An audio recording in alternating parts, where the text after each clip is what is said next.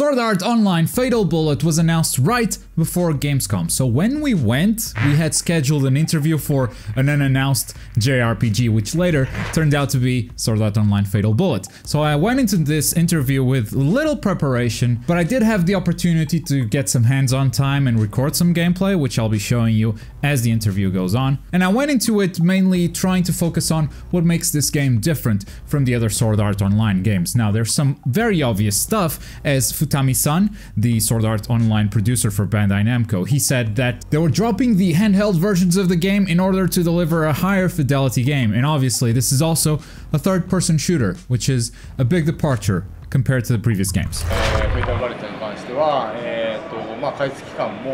Yes, and it's also through the development phase, and we dropped the mobile version like PS Vita, and we create this game for PS4 and Steam and also for the Xbox One. We tried to make a high-end graphic so that you can play the anime world as it is, so that also the fan and also the TPS fan both can enjoy this game with that they have a high-end experience.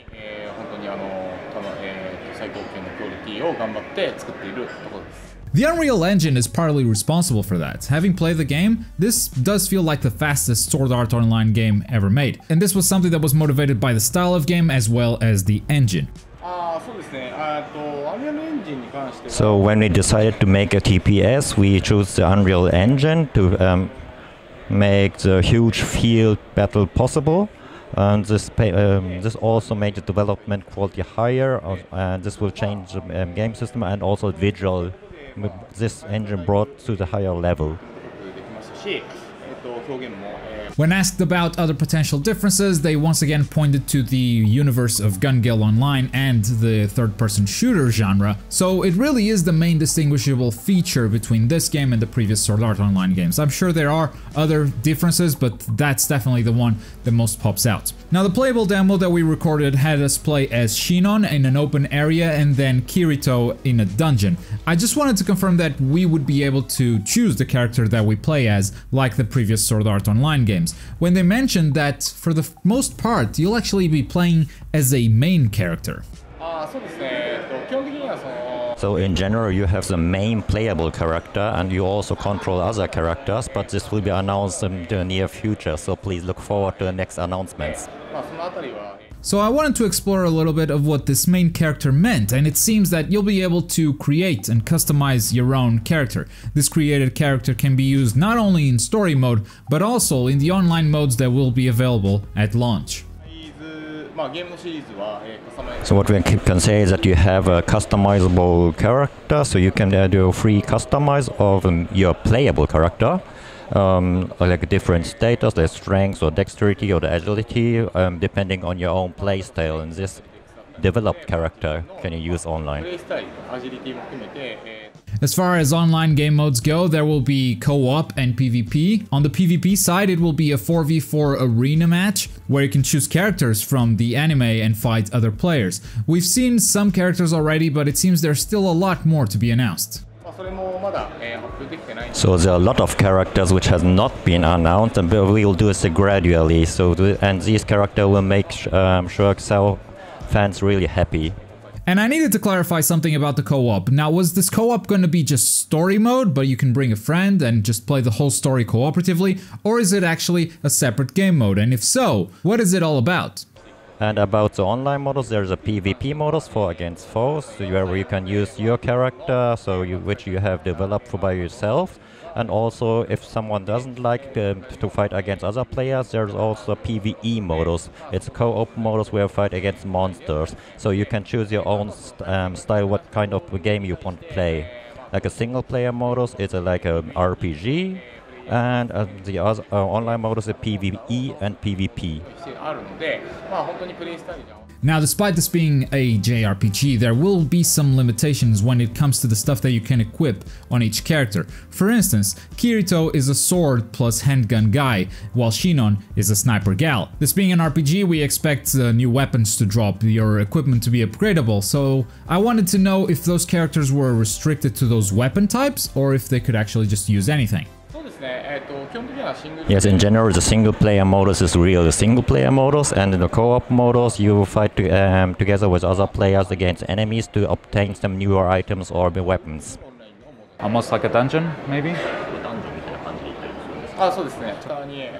In general, for the normal original characters known by SAO, it's based on the character weapons. So she known like sniper rifle, but for your playable character, you can also customize the weapon type, so you can select your playstyle. This makes the difference.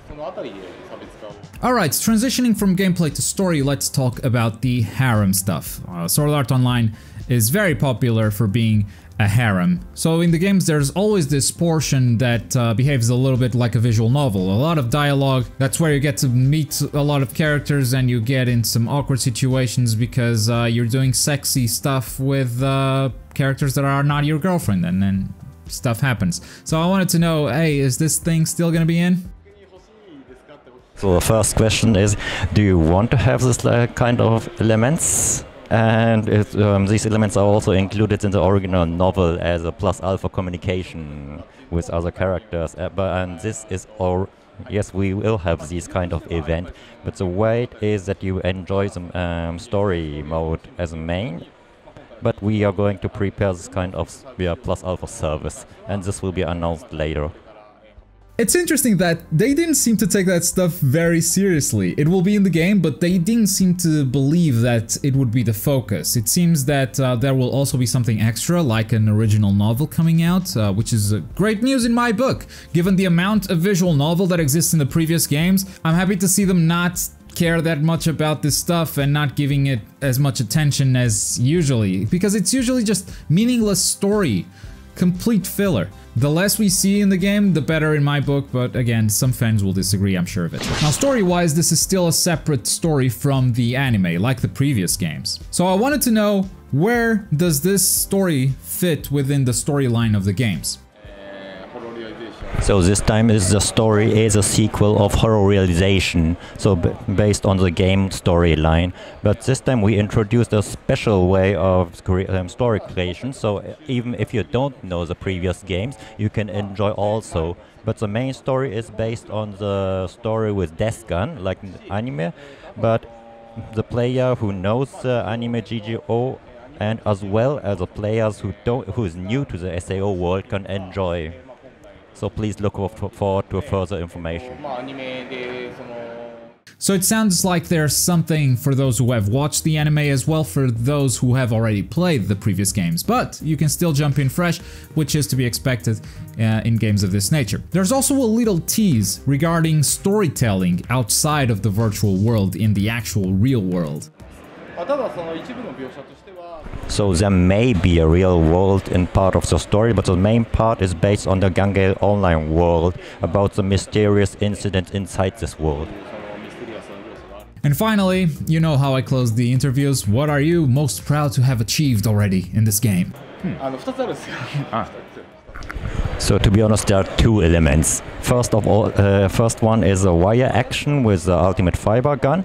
So with this wire or the hook element, you can move like in the anime, but more in the three-dimensional, in a higher speed. This you will see the totally new game system in this gun, Fatal Bullet. And the other one is the game system and the story-based element. It's about the decision.